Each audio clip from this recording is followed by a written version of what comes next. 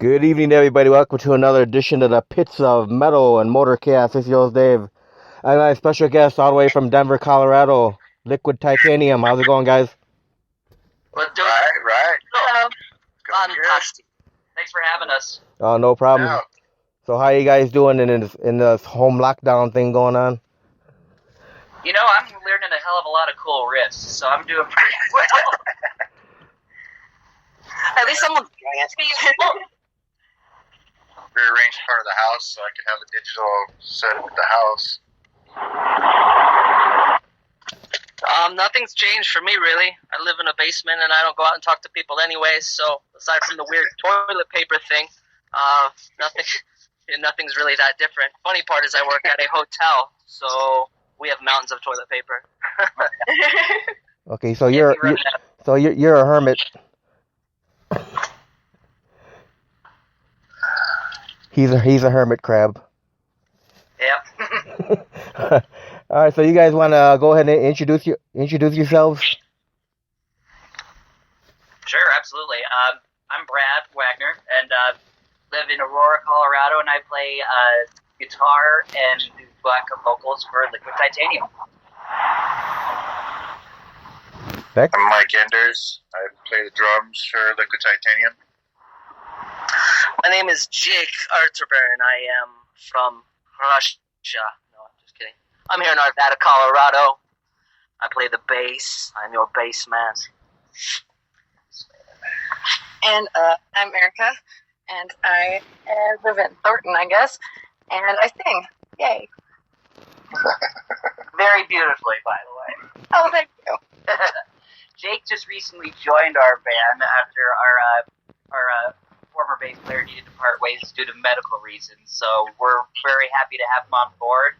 We're very much anticipating on a gig with him alongside us. It hasn't happened yet, but we are very anxious to get out there and shred for the masses. Yeah, we were pretty bummed when all the gigs got canceled because we had one set for later in April, and but yeah, everything got shut down. We scheduled that one. Let us not forget February 2nd. Yeah, that was fun too. Yes, we've had 2 gigs canceled. Yeah. That we should have done. Oh yeah, that's true. Yeah, but pretty excited when we'll be able to start playing out again. That'll be great. Absolutely. My mustache will be 2 feet long, I swear. How are you going to control that? I'm not shaving my beard through all of this. Right. Either way. It's hello high water. He might get to 2 feet. Indeed. If the beard competitions are still happening in the summer, I figured many of the competitors will have fessed up and shaved, so there will be less competition, and my giant handlebar mustache will reign supreme. Folks, if you ever need a bass player or a guitar player for a ZZ Top cover band, for aesthetics only, Jake's your guy. Bow, bow, bow, bow, bow. Come on, Mike, you know the part. Yeah, I know, but the problem is I do have facial hair. That drummer never did. He had a mustache, though, right? I think he did. His last name was Beard, and he had a mustache. No Yes. beard. Go figure. That's the joke, right? Yeah, the reason why they say that is because one of the other bands I was in here in Denver was a ZZ Top cover band called ZZ Tush. 3-piece. We rocked out quite a few places. Yeah. At least you kept it the authentic 3-piece. Yep. Now, do one of you guys want to give me a brief history of the band Liquid Titanium? Oh yeah, sure, absolutely. So Liquid Titanium was a band that was around before I was even. I started off with Carl, Elevation Bird, and this guy named John. And they had been jamming in garages and just jamming in the garage and just auditioning people to show up. Then I was like all sorts of nervous, like I don't know what the hell I'm doing. Auditioned them, and that was around like October of, was it 2016, Mike? It might have been late 15. I'm not sure. It probably was 16. Yeah, somewhere around then. And then we started just jamming and writing some songs. Our next step was to try and find a singer, because for a while I was doing double duty of singing and playing. And then John brought to our attention Erica. And it's like, come on over, I've got this chick that's doing Sabbath. I'm like, okay, let's do it. And sure enough, for our project, and we had her sing, what was it, War Pigs, Erica?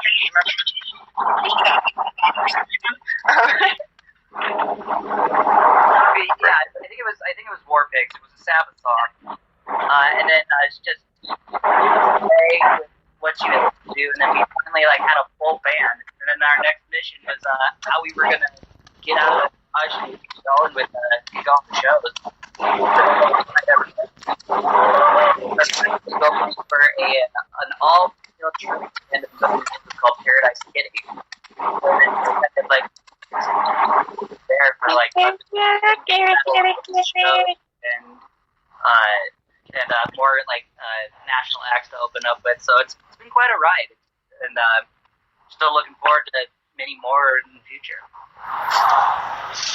So now, how did the name Liquid Titanium come about? The name Liquid Titanium? Yeah. Well, it has a lot of iterations, but for me, Liquid Titanium is for me an amalgamation of being a liquid in and of itself, and it adapts to everything that's around. And since titanium is metal, we have a metal that out of us. It's like we can go from something really heavy to something of an older era. I like to tell people that we play hot molten metal. Hot molten metal, that's right. We have a hot lead singer, and we all. Don't say that, man. You beat me to it. Always on beat. Ba-da-ba-ba-da-ba. Silly. I'm not sure if it was doing it for everybody, but that was kind of cutting out on my end. Oh, it was? Yeah, You would have been choppy, eh? Yeah, are you in a car or something? It was choppy, eh? Well, I guess someone's outside. I am. Oh. It's the first time I've gone outside in 4 days. It's beautiful. Really, I think we hadn't been out in 3. I've been forcing myself to go on 2 hour long walk with the dog every day, because otherwise I will literally kill everyone in my house. So. Right. Yeah, we took our little rat for a walk. You haven't killed everyone yet? I've tried my best. They mostly just hide in their own respective rooms, though. Yeah, I'm running out of holes in my basement. It's hard to get roommates now. Yeah, ironically, this is like I said, most weekends for me, that's the only time I do stay home, because I'm considered an essential still for working in the bank. So is my hotel. Oh yeah. Well, we have long-term guests. There are people who have stayed there for 5 and 10 years. So we function more like an apartment complex than a Hilton, where nobody stays more than 3 days. Oh, so I still have to be at the front. Here's your toilet paper. 1 roll per guest. That's nuts. It is a little bit. I think I'll start wearing a mask tomorrow. It's getting there. Yeah. I think it's required now, supposedly, right? The what? I think masks are required now, aren't they? I don't think it's required. They're just suggesting it right now. Yeah, it's a mixed bag of opinions with all that, but we actually have been, me and Shelly, when we go out. Oh. Gloves when we were at the store too. People buying all the masks. Survive the coronavirus. Sanitizer on their asses. Oh dear Lord! You did not realize I do song parodies, did you? That might be a new thing. We'll be the weird owl of metal. We did find Jake a karaoke bar. Oh yeah, that's true. You mean I sang him at a karaoke bar? Well, yeah, you did. Now I Obviously, have nowhere to go on weeknights. obviously not a shortage of humor with all of us, as you can tell.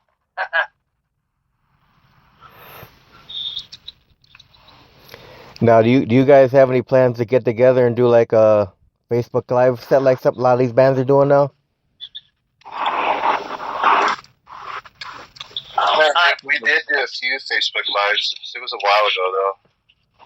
Is it Yeah, a I lot? think, yeah, we've been talking about the possibility, but this probably not all the stay-at-home order is still in place. I think the government wouldn't say that band practice is essential, but once that when we're able to play real shows again, I think once we're allowed to practice again in person, we might end up doing one of those live shows.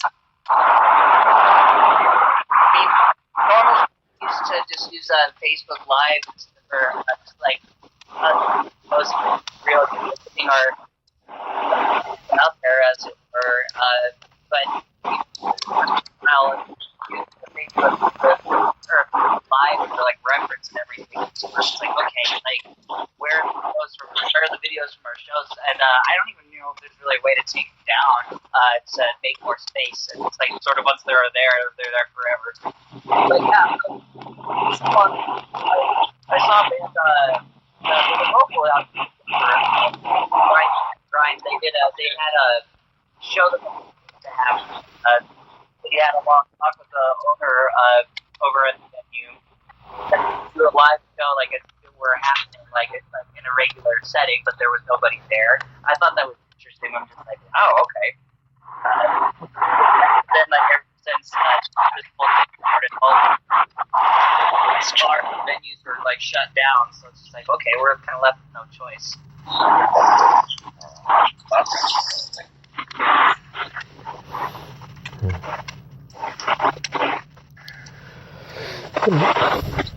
So now, Erica, what is your history in music?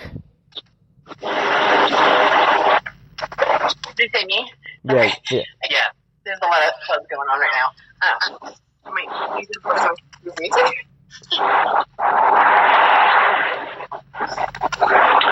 Yeah, Erica, I think you was asking what your interest in music are. Inspiration? Yeah. Your history of music. So somebody is very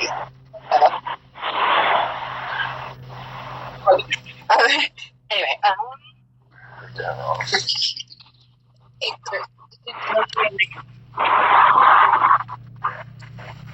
guess I probably if we're talking about just all-time favorite, I'm going to be really generic and say that my all-time favorite band is Metallica.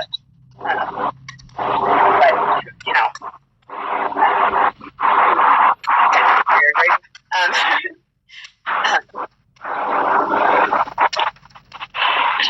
I also listen to a huge variety of stuff, and kind of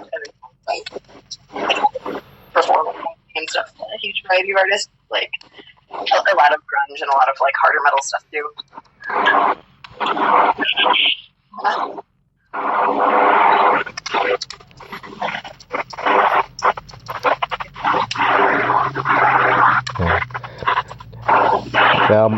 Hey Mike, what's your history on drums, Mike?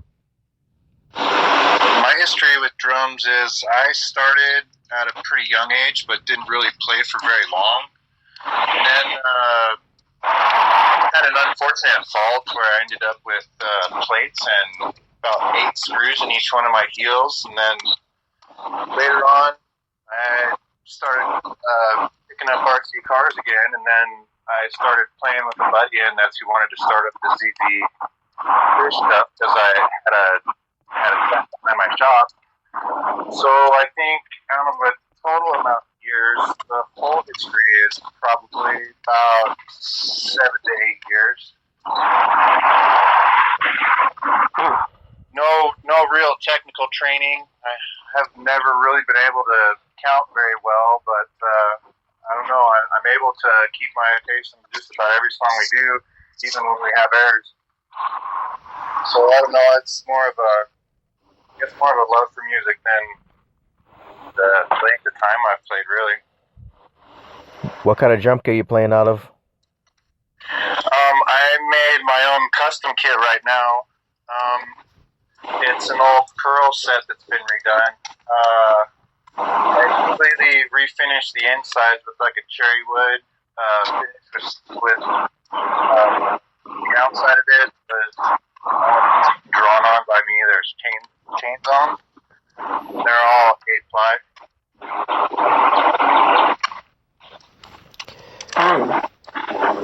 All right, now Brad, what's your history on guitar? I've been playing guitar since I was I studied when I was in middle school, high school, just learning different instruments, and fell in love with the guitar. Like my late grandpa like showed me how it works, like that's how it works. Playing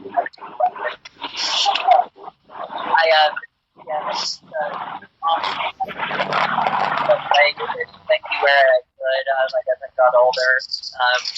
Started off with the Beatles, and it got progressively heavier. Like went from the Beatles to Santana to AC/DC, Metallica, Pantera, and then all the shredders like Yngwie and Steve Vai and Joe Satriani and all those guys.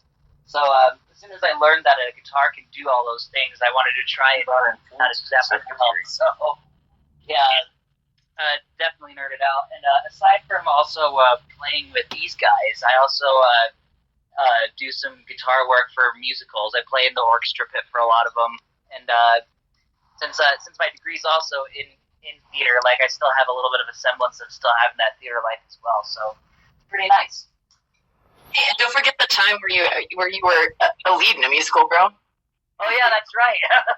I was also in a rock musical called Atomic that was based off of the Manhattan Project, and I played the character, or not the character. I mean, the dude who's obviously real, Leo Smart.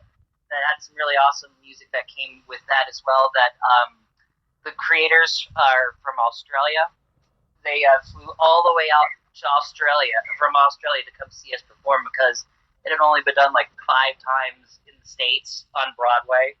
So that was a neat little thing to be a part of, to be able to collaborate with somebody and have them fly all that way out to see us perform their little baby.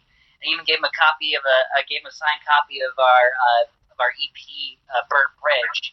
They absolutely loved it. I was just like, all right, cool, because the composer for the show was a rock musician. He told me stories about how he was sharing studio space with AC/DC and how he's met Paul McCartney a couple times, and I'm just like, did we just become best friends? Yup. He's like, I did, mate. Nice. Oh, that's cool. Now, And then I think I got into a conversation with him like afterwards at the show that I went to see you in about because I went up to him and I'm like, how'd you come up with an idea to write a musical about this? And he's like, oh wait, you actually know who the people were beforehand? And I'm like, yeah, I have a physics degree. And he's like, oh man, that's so rad. And we talked about it for a little while. Yeah. They were extremely humble. They were very, very kind. And my fiance actually played the pit for that as well. She played the keyboards. And I had my whole rig back there too for my pedal board and my guitar. Because the score demanded a whole bunch of guitar work, and then it was such a small space, but they made it work. It was quite awesome. all right, Jake, how about you? What's your history on the bass? So I actually started with the 6-string guitar when I was 17. I beat Guitar Hero. That's honestly where it started. Was I beat Through the Fire and the Flames on Expert, and then I decided I beat this. Maybe I need to pick up a real guitar. So I did that for about 2 years. I didn't play anything more than Teen Spirit and Glycerine. And my cousin was selling his bass to move to Seattle, and I'd never played bass before. So he said, take your thumb and hit that big string. Bong. And it just completely changed things for me. I realized I'd been playing in the wrong clef the whole time. And and that was 10 years ago. I had a band back in college that I started called Mother Culture. So me and my best friend started that, and we literally decided to put metal and punk together. The two camps that don't normally talk or like each other.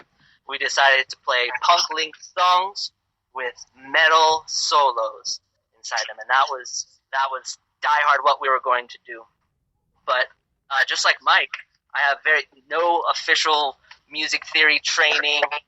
It's really just sit on it and suck for years, and then eventually you start being able to keep time and come up with your own stuff. So, like Eric, I also like big on grunge music. Anything Chris Cornell. I think, Erica, we're starting that Soundgarden tribute, right? Yeah, we are. I'm pretty sure. We have to find other members, but we totally are. Well, and I think the reason why you and I became friends, right, is because you're the first person who was willing to do Hunger Strike together with me. So at karaoke, so. Oh, that's a killer song too. Yeah, I think that a lot of the side projects that Cornell did, I know that Temple of the Dog was one of them. I don't know if he had anything else aside from what we all know. Audio Slave counts as a side project? Huh? Audio Slave counts as a side project, doesn't it? I would say, I wouldn't necessarily say side project. I think that's more of a supergroup. Supergroup. Yeah, but yeah, I love Temple of the Dog. I actually on my way into work the other day, I was listening to All Night Thing, and that dude had a monster voice, and it's just a damn shame that he's no longer with us, but he probably sensed all this stuff with the coronavirus, like, well, I'm out. I don't mean to joke about that. Chris Cornell is a fucking amazing musician, and I think we can all agree that we miss him very much. Yeah, I got to see him back in 2016. I'm sorry, 15 on his last solo tour. It was pretty good. Yeah, I had tickets. So they were Soundgarden was gonna play a show in Denver, but he died like a week or two before, and I had tickets to that show, and I'm like, no. That's how it was with me. That's how it was for me with Motorhead. A couple years ago, this gal that I was dating at the time had tickets for Riot Fest, and Motorhead was supposed to be playing. And I was just like, I'm finally going to see Motorhead. I'm finally going to see Lemmy kick ass for the first time. But this was around the time where he was like getting sick on stage. He just couldn't go on anymore. And then Scott Ian comes out and says like, Motorhead's canceling, and everybody starts booing, and Scott Ian's just like, don't boo, motherfuckers, don't boo. Lemmy is metal as fuck. And we were like, yeah, you're right. Like, I was amazed that people were booing about that. Just like, the guy's sick, man. I mean, people are always going to be upset when their favorite band can't play, Oh, yeah. Even if they know it's for a legitimate reason. Oh, yeah. Don't tell that to the Rolling Stones fans. So now, what genre would you guys consider Liquid Titanium? That's a fun question, because we get that one a lot, and I just kind of say, in general, heavy metal, hard rock, kind of, it almost depends on the song sometimes, but just have to kind of draw from a lot of different influences. I'd say kind of definitely there's some groove metal in there. Absolutely. And yeah, because we all there's some shared inspiration in that field. And like I don't know, some of the recent stuff we've written has been a teensy bit grungy, but I don't know if that was on purpose or not. It's It was on purpose. Yeah, it's 100% on purpose. It's always been a collection of elements, just like it just has like a whole bunch of like the hard rock and the heavy metal elements, even little elements of like grunge in there as well, and like we have a new song that we've been working on that has a little bit of a groove that I didn't really expect it could turn into something heavy, and it turned out that it did. I think we owe that to our new bass player Jake. So yeah, definitely brings some different groove. And for me, it's been really interesting to see how our music has changed over the couple years. Especially, so there was a short time where I had to quit the band due to kind of controlling relationship I was in, which fortunately ended, and I came back and was accepted, thankfully, back in. It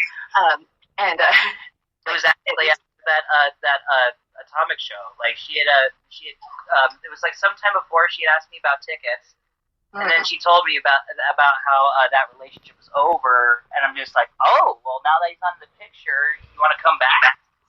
And we're very fortunate that she did, because ever since then we've had tremendous opportunities that we never really had before. So yeah, and personally, at least I've noticed in my the lyrics I've written and the vocal parts I've written, that there's a little more I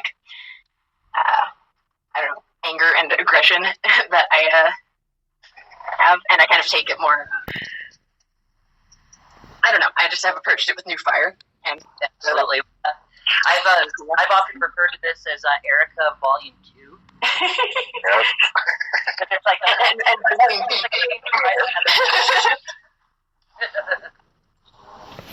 2. Now, who writes out? I used to be super nervous on stage, kind of reserved. Yeah, and that's a tough thing. That's a tough thing to get over at first, But now it's like you're definitely more comfortable up there. Actually, oh my gosh, the other day I went through and watched some old videos from when I first joined the band, and I looked and I'm like, oh wow, I was awkward. I use some of those for practice. It's kind of funny to watch. Yeah, or it's over the past couple years or two, I've learned how to scream decently.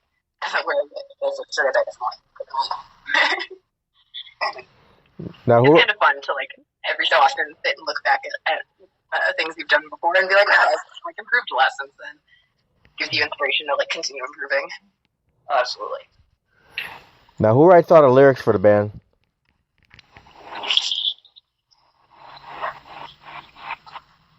What's our favorite lyric? No, I said who who writes all the lyrics for the band? Oh, okay. Lyrics, it's mostly me. Sometimes Brad contributes some lyrics as well. But I guess I have final say, so to speak. But initially it was Brad writing the lyrics before I joined, though. So then I kind of took over. Yeah. No, it's actually a really neat dynamic that we have with lyric writing, because there will be moments where either of us could get stuck on something, and then we'll work on what would fit better, or what would add a different punch to it and everything. Or we'll edit too, some I'll write a verse and be like, hey Brad, what do you think of this? Actually, we haven't done it recently, of course, since there haven't been a lot of opportunities to practice. But I remember, we used to have we'd write a new song in practice, and then afterwards, me and Brad would go out to some bar, and I would sit and just forever a whole song with the lyrics and be like, Brad, is this good? Yeah, we would actually. Yeah, there was a brewery that we used to go to, because where we would practice was at our old bass player's house, and he lived 10-15 minutes away from one. And of course, me being a craft beer enthusiast, I definitely. I mean, there's writers that go to Starbucks to get their inspiration, and they write there. That brewery for me is where I get inspiration to write lyrics. One of our songs, "One Ember to Burn a Bridge," I was just knocking back some beers, and then inspiration struck, and then I'm like, all right, there's a song here. Or I remember, I would forget what song it was, but I think it was that ballad that we wrote, "I Never Thought I'd Be Here." But I remember we went to the brewery, and I was sitting there just writing out all the lyrics for that song without looking up, and you were just chit chatting with the waitress, and I'm like, this is kind of funny, but yeah, that sounds like me. And teamwork, yeah. I think she got she was asking too. She's is that your girlfriend? I think she might be getting a little upset. I'm just oh no, we're just working. It's no, he's my editor. Don't worry. Now, who writes all the music for the band? Most of the music are riffs that I have stockpiled, or just something that I've been working on.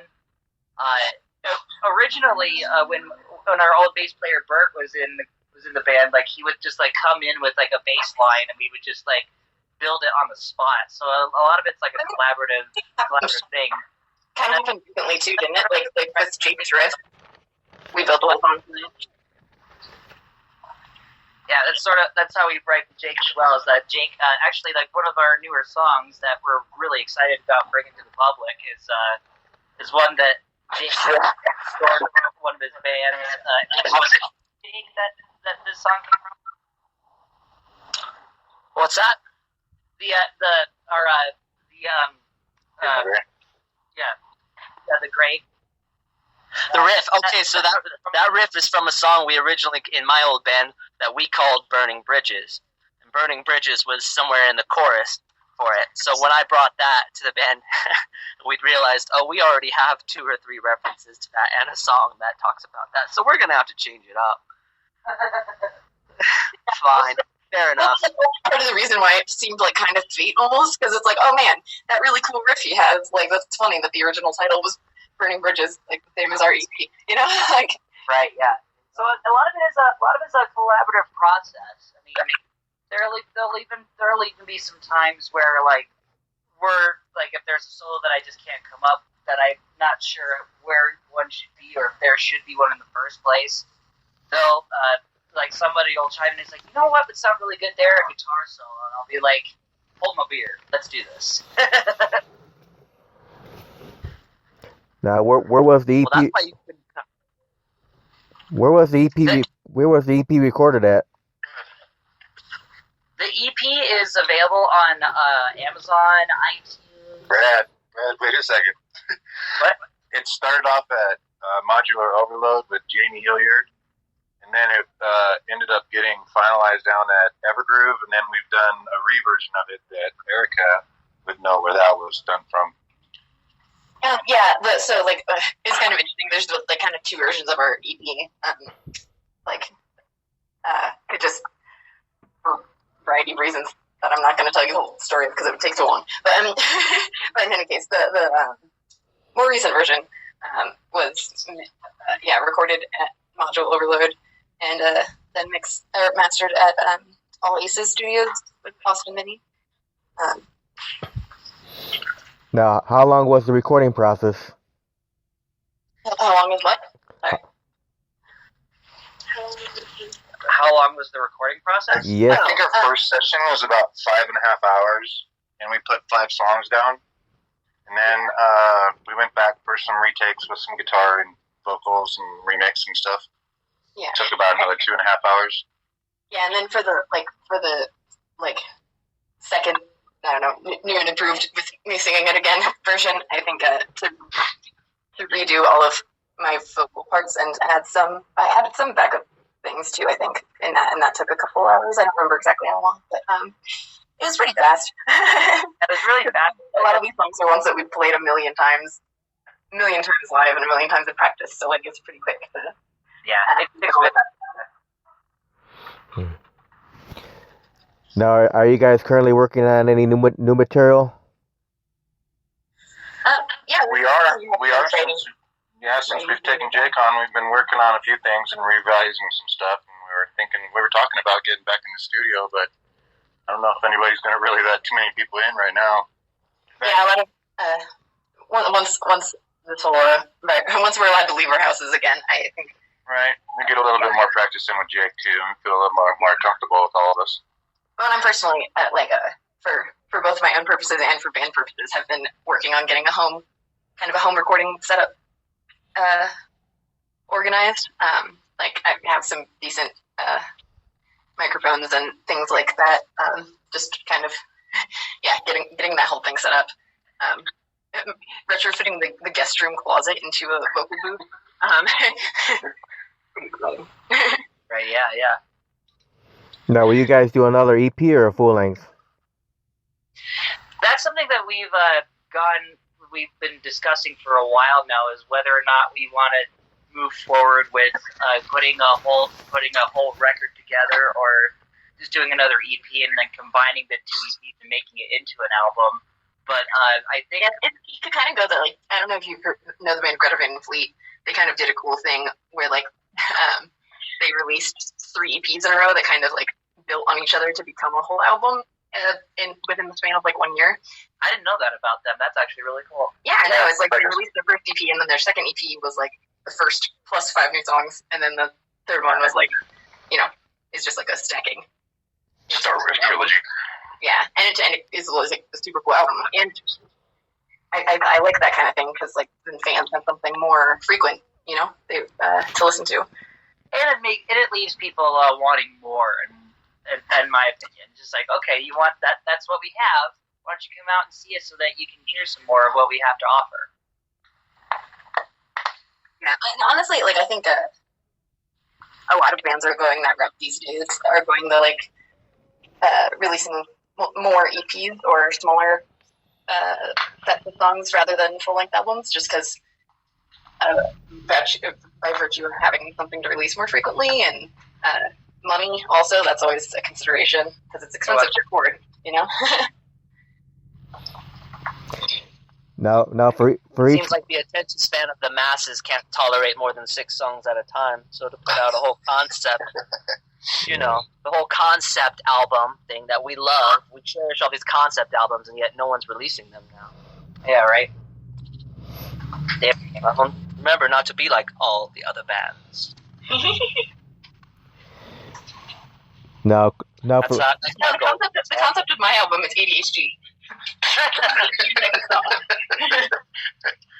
Every EP a mental illness. There we all that actually be kind of cool. About Might work. Maybe we'll name the next EP Mental Illness.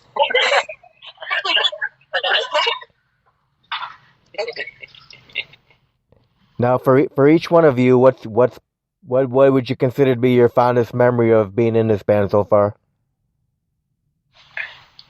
Oh man, I have so many.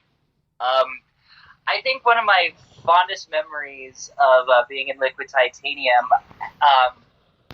has to go to when we opened for Rough Cut. The singer Paul Shortino actually was one of the many singers that sang on the We're Stars thing that Dio put together all those years ago. Right. We're Stars. So me being the huge metal nerd that I am, like I was so honored to be able to share a bill with a guy like that.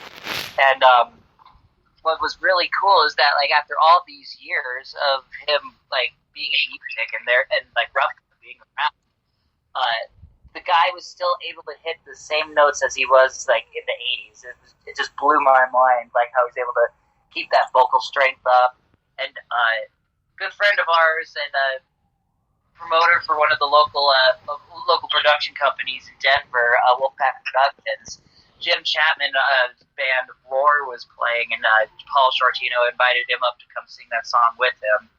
I just thought it was just the coolest thing, just because of all the modesty. There weren't any egos with any of the bands that were there. There was was a whole bunch of camaraderie, and then meeting him, and then I was chatting with Chris Haggard, their guitar player, just sort of pick his brain and to get inspired. Just so what is it that keeps you going? And a lot of it was just it's just keep moving forward no matter, because there's going to be trials and tribulations with a lot of bands and all that stuff. And I'm just okay, I'll definitely take that to heart, absolutely. And then 10 seconds later, this gal, I think she may have had a couple of drinks, but it was still a really cool thing where she asked me for my autograph, and just I'm local, right?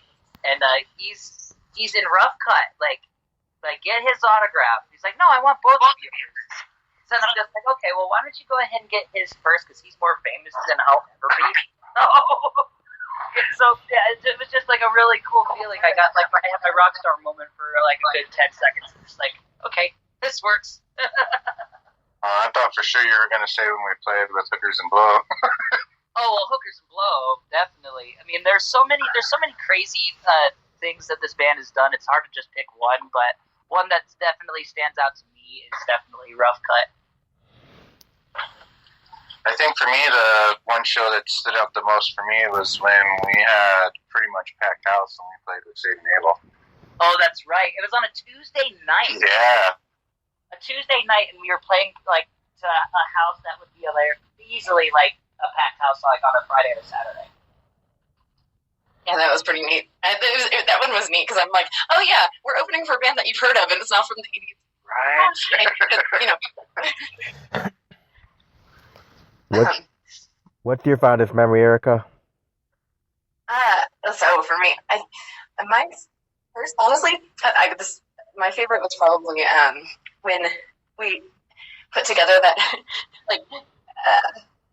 maybe it wasn't definitely wasn't our biggest show or anything crazy like that, but when we put together that show that was on my birthday, back on my 27th birthday, I think it was at Lincoln Street, a year and a half ago or 2 years, something like that. That was just years ago. Super cool for me personally because it was it's cool to have to put together a whole show in honor of your birthday. Makes you feel real special. Is that a benefit at the same time, or I forgot what show that was? And the what? Sorry. Was that a benefit too, or was that what show was that? No.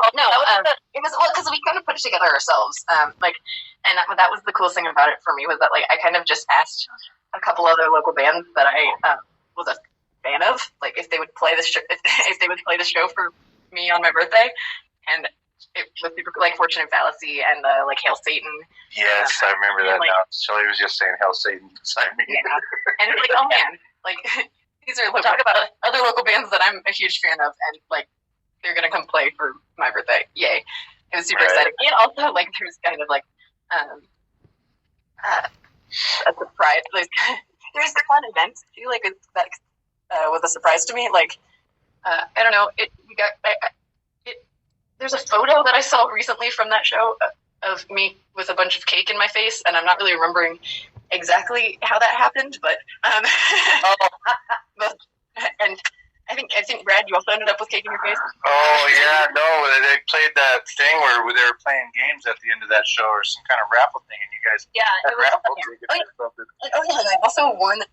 There was they put you in plastic game of and stuff. Twister to win. A game of Twister to win tickets to see Powerman 5000, and I totally won that. And people are like, "Oh, it's rigged," and I'm like, "No, I'm just a Twister, and all of you are smashed." That show was super fun because it was kind of like a party and a show at the same time. I remember that because the person that Erica was with at the time acted as Erica's arms and was trying to eat cake. Yep. And then, Monica from Fortune and Fallacy acted as my arms, and she just slammed my face. I had cake beard for a good couple hours. Just this shit's not coming out for a while. Well, I think literally the next day, there was still cake in my eyebrows. when my fiance and I were starting, we're just first starting to date. I was like, hey, I got some chocolate for us on the ride home if you want some. Beard chocolate. Suck it out of my beard. that was a super fun show. Absolutely. They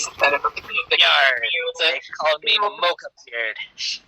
And you'll just call up friends that I've made from other local bands and just be like, hey, can your band play my show? And that's super cool when it works out. Absolutely, it is.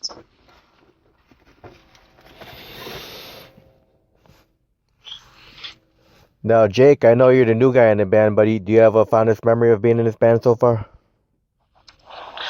Oh goodness, I was dreading this question. I have a feeling it was in a basement. Yeah, gosh, I can't wait to play a show. I'm itching. It's been years. But really, so far, I think when I brought my riff to it, and there are many other riffs to come, but that was one of my favorite from my old band. When I brought it, and I see Brad light up, and I'm like, oh yeah, that's cool. And I see Mike come along with it, wow, I brought something I can contribute to the band. I'm not just here to thump along. There's stuff here. So I think so far that's been the coolest thing to realize that there's original content happening that we can continue to grow. Absolutely. And that's what made us want to have you join the band. Honestly, it was that that we got a good groove going, just jamming something brand new. Yeah, and what I found to be really awesome, and why I thought you were definitely going to be a good fit for this band is that we had prepared audition material for people to come out, and people had